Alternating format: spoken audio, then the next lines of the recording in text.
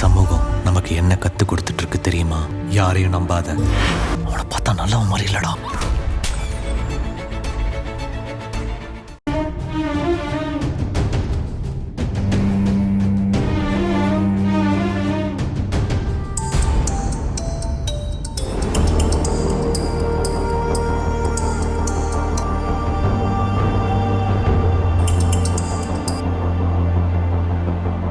Hello அன்பு, அன்பு எங்க இருக்கிய அன்பு?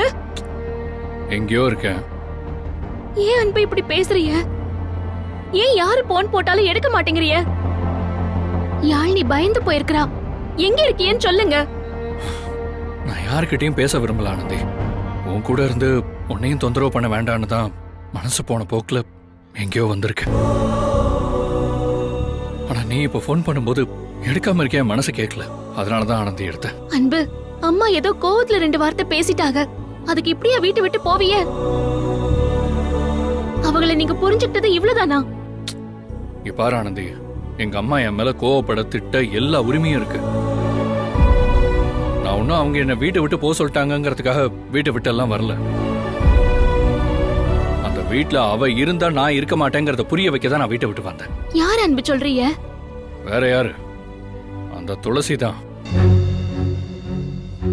நடந்த எல்லா குழப்பத்துக்கும் காரணமே அவதான்.